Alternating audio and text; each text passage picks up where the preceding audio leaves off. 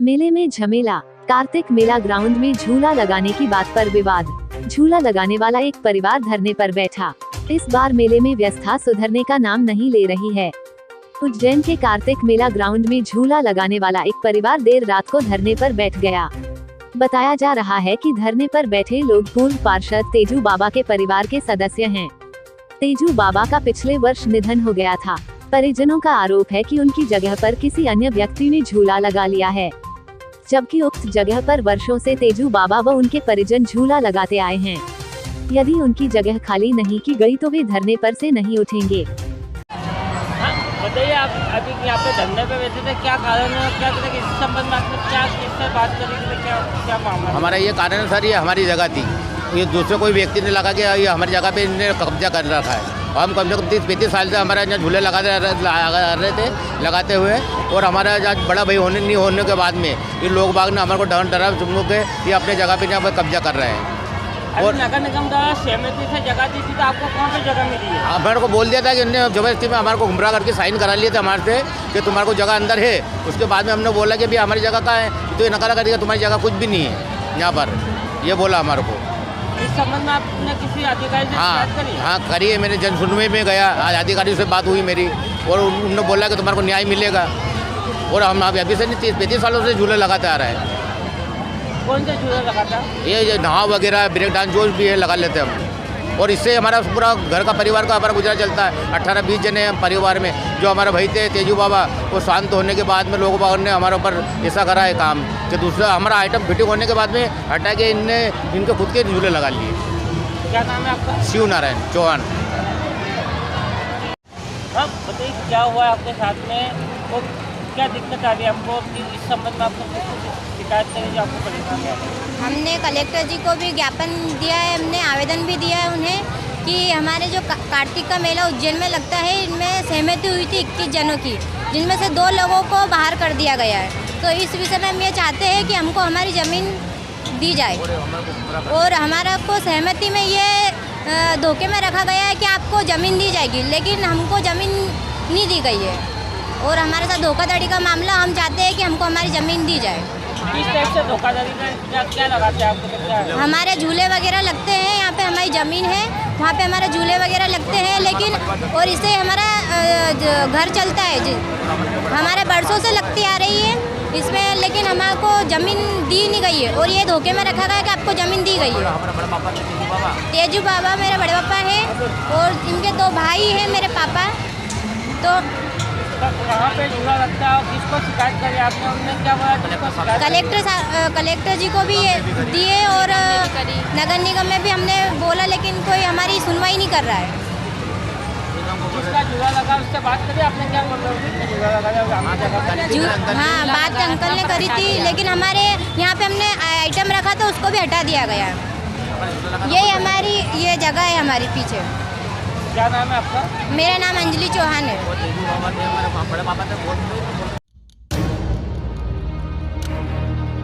उज्जैन पहुंचे गोवर्धन मठ के शंकराचार्य स्वामी निश्चलानंद सरस्वती का देश भर में धार्मिक नगरी के सौंदर्यकरण पर दिया बड़ा बयान। शंकराचार्य ने कहा, सौंदर्यकरण दमनकारी नीति से हो रहा है, जनता बोल नहीं पा रही, मेरे पास कोई आए तो आवाज उठाने को तैयार हूँ। उज्जैन पहुंचे गोवर्धन मठ के शंकराचार्य स्वामी निश्चलानंद सरस्वती ने आज मीडिया से चर्चा के दौरान देश के हालात पर अपने विचार रखे। इस दौरान शंकराचार्य स्वरूपानंद ने देश भर में बड़े धार्मिक स्थलों के सौंदर्यकरण के नाम पर लोगों के मकानों को तोड़ने के मुद्दे पर देश प्रदेश की सरकार पर निशाना साधा। कहा कि सरकारें दमनकारी नीति अपना रही है। एक मंदिर, एक जलाशय के नाम पर आसपास के क्षेत्रों को नष्ट करना, अर्थात लोगों के मकान सौंदर्यकरण के नाम पर तोड़ना, ऊपर से उन्हें मुआवजा भी नहीं देना सरकारों की दमनकारिता है। मकानों को तोड़ने के पहले कहते हैं कि मुआवजा पूरा मिलेगा, तोड़ने के बाद देते नहीं है। पूरे देश में यही चल रहा है। एक मुख्य मंदिर, एक जलाशय के सौंदर्यकरण के नाम पर आसपास के इलाके को चौड़ीकरण और सौंदर्यकरण के नाम पर हटा रहे हैं। इस मामले पर योगी जी, मोदी जी बोले, जनता बोल नहीं रही मुआवजे के कारण, हम बोले तो किसके लिए बोले? सरकार तो दमनकारी नीति अपना रही है। सरकारों को चाहिए कि कोई भी योजना लोकहित में जो भी निर्णय हो वह लोकमत से हो, लोकमत को अनुकूल करके ही फैसले हो। अगर लोकमत अनुकूल नहीं है वो काम नहीं हो। क्योंकि लोकमत अनुकूल नहीं हुआ और निर्णय ले लिया तो वह ठीक नहीं होगा। देंगे, जलाशय को रहने देंगे, बाकी प्रशस्त करने के नाम पे सबको तोड़ देंगे और कहीं से कोई विरोध नहीं हो रहा है। तो ऐसी स्थिति में मुँह खोलूँ तो किसके लिए खोलूँ? जनता विरोध तो काफी कर रही है, लेकिन क्या मानते हैं कि आप विरोध को नहीं मिल रहा, विरोध को नहीं मिल रहा आप जैसे धार्मिक संतों का और दूसरे लोगों का? हमारा देखिए, हमारा जो दायित्व है उसका हम निर्वाह न करें असंभव है। हमारा जो दायित्व है उसका हम निर्वाह करते हैं, लेकिन भगवान भी तब सुनते हैं जब उनके पास लोग कहें कि अन्याय हो रहा है। हम मुंह खोल दें और जनता कहे कि न्याय हो रहा है तब। सुनिए, हवाई अड्डा भुवनेश्वर में है, केवल पुरी से 55 किलोमीटर दूर एक पुरी के पास हवाई अड्डा बनने की योजना हुई। हमने कहा ये तो उचित नहीं है। युवक लोग बोल पड़े विकास का विरोधी शंकराचार्य हैं, तो मैं किसके लिए बोलूं? समझ गए ना? ये मैं बोलूं तो फिर किसके लिए बोलूं? अच्छा, समुद्र किनारे सुरा सुंदरी का केंद्र बनने वाला था, मैंने मुंह खोला, सरकार घुटना टेक दिया, नहीं बने। लेकिन अब वो हवाई अड्डे के लिए मैंने बोला है तो जनता ने क्या कहा है कि विकास का तो विरोध नहीं करना चाहिए ना शंकराचार्य को, विकास के नाम पर कुछ भी हो सकता है। आगे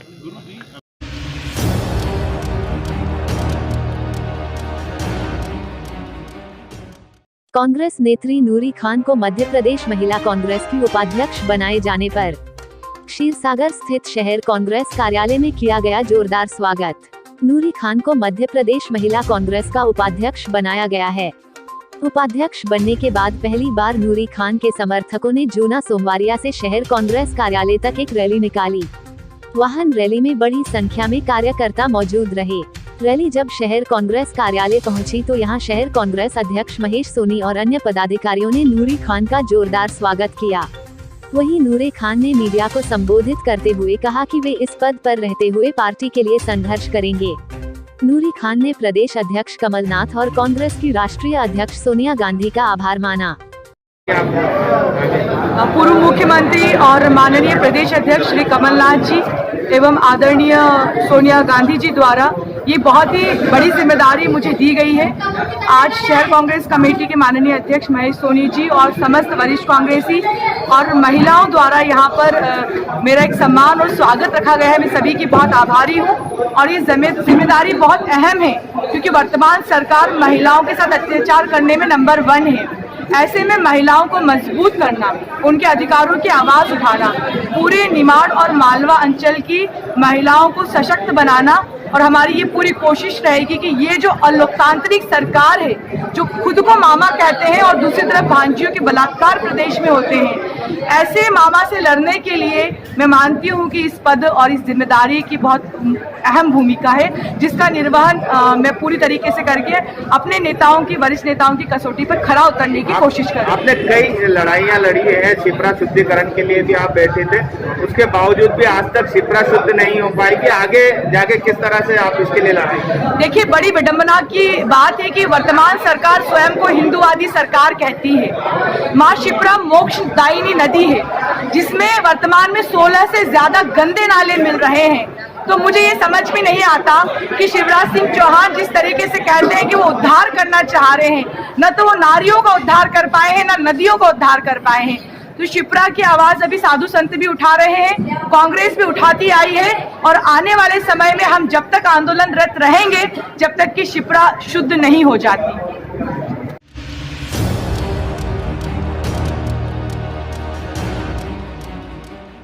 बिना गार्ड मालगाड़ी गाड़ी संचालन रेलवे की सुरक्षा के लिए गंभीर खतरा, आरजी काबर।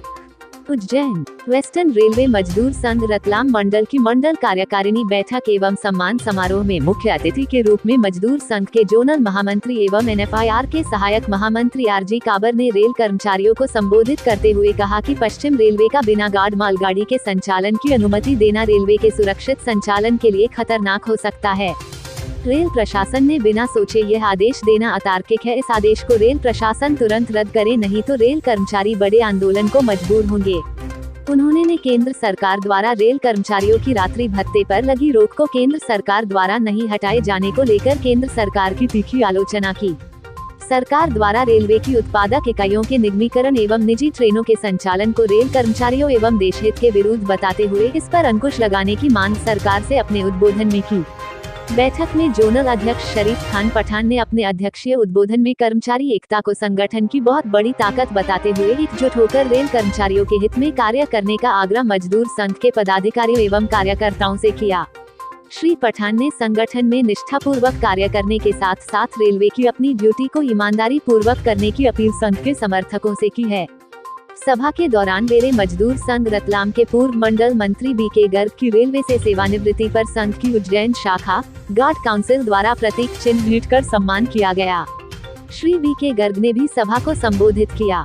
स्वागत भाषण रतलाम मंडल मंत्री अभिलाष नागर ने देते हुए सभी उपस्थित संघ के पदाधिकारियों एवं कार्यकर्ताओं से संगठन में कार्यकर्ताओं की महत्वपूर्ण भूमिका की बात कही। मंडल अध्यक्ष रफीक मंसूरी ने रेल कर्मचारियों के लिए आने वाला समय चुनौतीपूर्ण बताते हुए संगठन के साथ खड़े होने की अपील की। कार्यकारिणी बैठक में भावनगर के मंडल मंत्री बीएन डाबी, पूर्व मंडल मंत्री आरकेबी राठौड़, पूर्व मंडल अध्यक्ष जसविंदर सिंह, बीएल सूर्यवंशी, मजदूर संघ के रतलाम मंडल के पदाधिकारी मंचासीन थे। कार्यक्रम में रतलाम, चित्तौड़गढ़, दाहोद, मंदसौर, नीमच, शुजालपुर, इंदौर, महू आदि शाखाओं के कार्यकर्ता एवं पदाधिकारी उपस्थित थे। कार्यक्रम में अमर सिंह, शेख जमील, नरेंद्र सहगल, अशोक मेहरा, देवेंद्र प्रधान, रोहित गोसा, किशोर सिंह, उत्कर्ष चतुर्वेदी, विनोद यादव आदि उपस्थित थे। कार्यक्रम का संचालन चैतन्य चौधरी ने आभार प्रदर्शन शाखा अध्यक्ष SK यादव ने किया। आज प्राइवेटाइजेशन हो रहा है, रेल संपत्ति का मोनेटाइजेशन हो रहा है। रेल के जो भारत सरकार की जो संपत्ति है वो धीरे धीरे रेल के एक एक यूनिट को, जैसे कि प्रोडक्शन यूनिट है, वर्कशॉप यूनिट है, ऐसे यूनिट को धीरे धीरे बेचा जा रहा है। ये रेल कर्मचारियों के लिए बहुत ही घातक है, रेल कर्मचारियों के अस्तित्व का सवाल है। आज हमने इसके बारे में मेरे साथ मेरे अध्यक्ष श्री शरीफ खान पठान जी भी मौजूद है। इनकी अध्यक्षता में हमने आज डिटेल में चर्चा की। आने वाले दिनों के लिए हमने संघर्ष की रणनीति बनाई है। अगर यही सिलसिला चालू रहा तो आने वाले दिनों में हम रेल कर्मचारियों को हड़ताल के लिए भी प्रेरित करेंगे और मजदूर संघ और NFIR के झंडे के नीचे हम बहुत बड़ा एजिटेशन और हड़ताल करेंगे। आपका नाम और पद? मेरा नाम RG काबर है। मैं NFIR national federation of Indian railway में न्यू दिल्ली का सहायक महामंत्री हूँ और वेस्टर्न रेलवे मजदूर संघ का मंत्री हूँ, जनरल सेक्रेटरी हूँ। मेरे साथ मेरे प्रेसिडेंट साहब है शरीफ खान पठान जी, जो वेस्टर्न रेलवे मजदूर संघ के अध्यक्ष हैं। मेरे साथ श्री अभिलाष नागर जी, जो रतलाम मंडल के मंडल सचिव हैं, और श्री यादव जी भी मेरे साथ हैं। हम सब यहाँ इस मीटिंग में बहुत ही गहन चर्चा करके ठोस निर्णय पर पहुँचे। रेल मंत्रालय, वित्त मंत्रालय बरसों से हमारी मांगों पे अवहेलना कर रही है और अगर ज़्यादा अवहेलना की तो आने वाले समय में 30 तारीख को, नवंबर की 30 को दिल्ली में जंतर मंतर पे ऑल सेंट्रल ट्रेड यूनियन जो 16-17 हमारी देश की है, उन्होंने एक महारैली की थी और ये जो मांगे हमारी रेलवे की है या दूसरी जो मांग है वो सब पे एक अहम एक्शन दिल्ली में लेंगे और मजबूरन, जैसा काबर जी ने कहा, नहीं होगा तो हमें मजबूरन हड़ताल पे जाना पड़ेगा। आपका नाम और पद? Sharif Khan Pathan, president western railway Mazdoor संघ।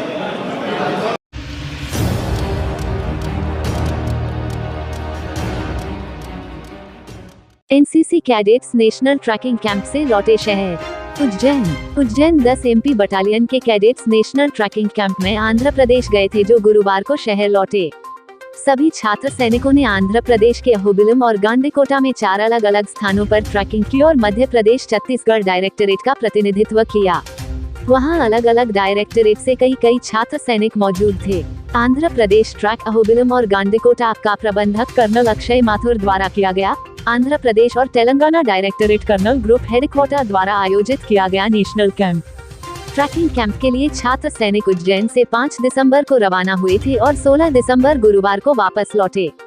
उज्जैन रेलवे स्टेशन पर छात्र सैनिकों लेने पहुंचे सूबेदार हरबंस सिंह। वहां उन्होंने छात्र सैनिकों का हालचाल जाना। कैंप में 10 MP बटालियन के 19 कैडेट गए थे, जिसमें under officer Kartik Gadekar, under officer Hemant Dwivedi, Rajdeep Patel, Susi एवं आदि कैडेट थे। एनसीसी द्वारा national camp trekking camp Andhra Pradesh में आयोजित किया गया था, जिसमें इंदौर ग्रुप द्वारा 19 कैडेट्स उस कैंप में शामिल हुए थे। हमें आंध्र प्रदेश में अहोबिलम ट्रैक 1, जो कि 2 फेज़ में ये कैंप आयोजित किया गया था, ट्रैक 1 एंड ट्रैक 2। ट्रैक 1 में अहोबिलम में हमें श्री लक्ष्मी नरसिम्हा टेम्पल पर ट्रैकिंग करवाई गई थी, और ट्रैक 2 पर हमें गांडीकोटा, जो कि आंध्र प्रदेश में स्थित है, वहाँ पर यह ट्रैकिंग आयोजित करा गई थी, जिसमें हम 19 कैडेट्स ने मध्य प्रदेश एंड छत्तीसगढ़ डायरेक्टरेट को रिप्रेजेंट किया था। और यह कैंप देश विदेश गांव शहर सब पे नजर, सबकी खबर, नया रूप है नए है रंग, सबको समेटे अपने संग। आपका अपना शहर का सपना दैनिक अवंतिका, दैनिक अवंतिका, दैनिक अवंतिका। राजनीति फिल्मी बातें सब कुछ ही हम इसमें पाते, घर होटल ऑफिस या दफ्तर, क्लर्क प्यून या हो फिर अफसर, सबका चहेता सबका प्यारा दैनिक अवंतिका, दैनिक